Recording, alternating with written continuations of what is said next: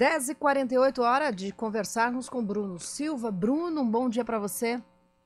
Olá, muito bom dia, Carol, Guilherme, a todos os nossos queridos ouvintes do CBN Campinas. Tudo jóia por aí? Tudo bem. Pensando nas eleições, a pergunta é: regulamentaram as fake news? Ainda dá tempo de fazer algo para evitarmos aquele turbilhão de questionamentos e discussões que com certeza virão? Pelo visto não, né, Carol? Porque os prazos aí teriam que ser até pelo menos outubro, né? Se não me falha a memória aqui. Posso estar cometendo algum equívoco Outubro, quanto às exato, datas, até mas por isso o seria tema. até outubro, né?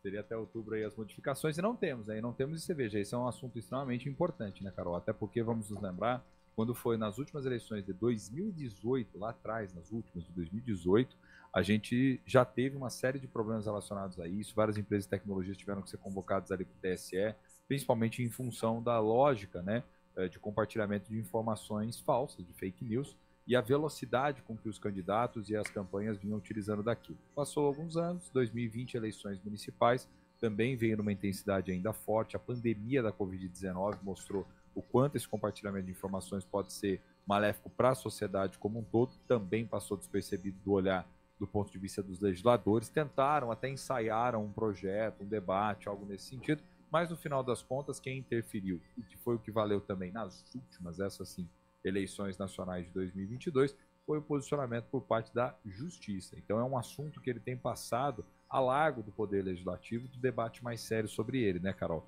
E veja que a gente está falando de um assunto que ele é vital, tanto para a qualidade do processo político e da garantia do acesso à informação, uma informação de confiança, por parte dos eleitores. E só tem se debatido, só tem se discutido, na verdade, mais estratégias ou regulamentação de impulsionamento de propagandas partidárias, de propaganda dos candidatos. Mas ninguém está discutindo aqui o que importa, que é a credibilidade das informações e as responsabilizações mais intensas daqueles que proliferam as fake news, né, Carol? A gente está numa época que é como o pessoal fala: uma vez palavra saiu da boca, não volta mais. Uma vez uma fake news que circula o país e se torna verdade, não retorna mais. Então, Já era. assim, o impacto é muito custoso, muito difícil também para quem é atingido e pode realmente mudar uma eleição? Essa é a pergunta que a gente sempre se faz. Pode, né? Ela pode, na verdade, assim, né? Eu sou um tanto quanto reticente de imaginar que pode mudar todo o resultado, até porque nós estamos falando, infelizmente, de um Brasil que também não está tão conectado assim, né, Carol? Quando a gente vai olhando, por exemplo, né, os dados no que diz respeito de acesso à internet, né? Então a gente vê que nem todas as pessoas no Brasil ainda têm conexão. Mas ela pode alterar, principalmente, Carol, que eu acho que até mais do que o resultado das eleições, o sentido daquilo que está sendo debatido e aí, por extensão, chega nas pessoas, né? Por exemplo, se você tem uma determinada notícia que é compartilhada de uma forma massiva e vai ganhando projeção, isso não repercute só nas redes, mas passa a repercutir na própria mídia. Repercute no rádio, repercute na televisão, repercute em tudo. Por quê? Porque se cria fatos políticos em cima disso. Eu vou dar um exemplo muito nítido do que aconteceu recentemente. O ex-presidente ele acabou sendo novamente condenado lá por parte do Tribunal Superior Eleitoral, está inelegível, muito em função do uso inapropriado do dia 7 de setembro.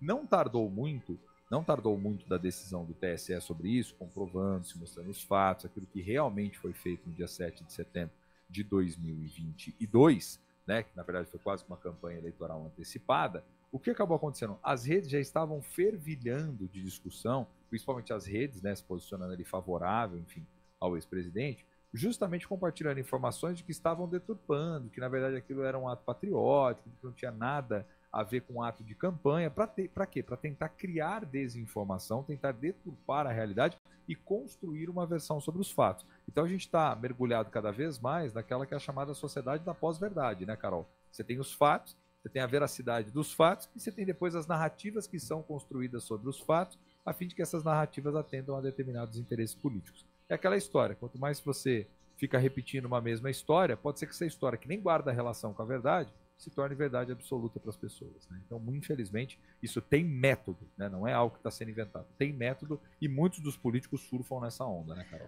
O problema de não terem combinado as regras do jogo é que depois o pessoal vai reclamar que a decisão vai para onde, Bruno?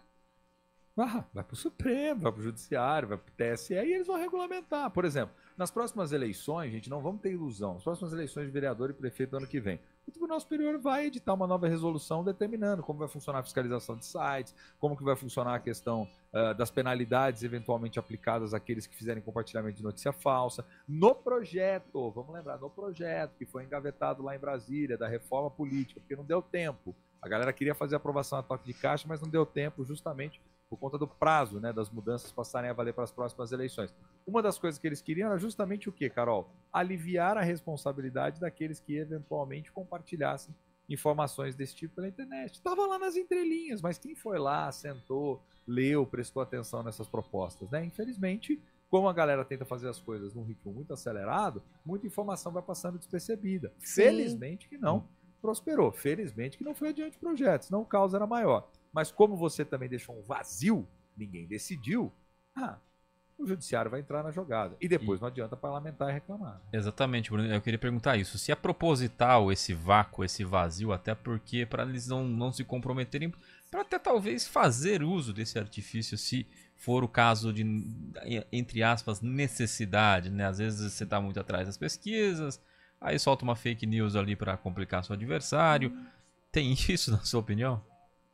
Mas tem muito, né, Guilherme? Tem muito. E cada vez mais essa sociedade que a gente vive agora das novas TICs, né? Das novas tecnologias de informação, de comunicação, da rede social, da internet, é o que eu falo. A criação desses fatos políticos é o que ganha projeção. O ouvinte mais atento, que também é bem curioso, que acompanha a política, vai lembrar.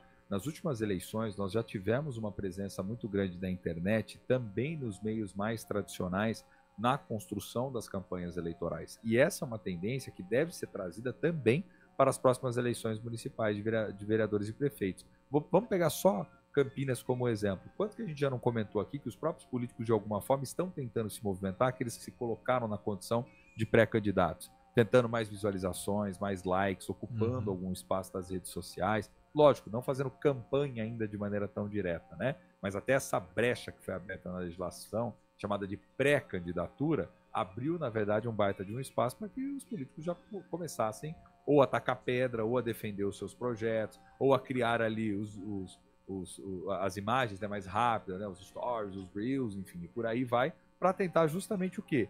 Tentar organizar esse debate político, tentar ganhar a projeção e trazer isso para dentro das campanhas, né? Até porque hoje o ritmo tem que ser muito mais intenso da coordenação da campanha como um todo, da coordenação daquilo que você vai apresentar como ideia, tem que ser muito mais intenso. E os ataques, infelizmente, também são muito mais intensos, né, Guilherme?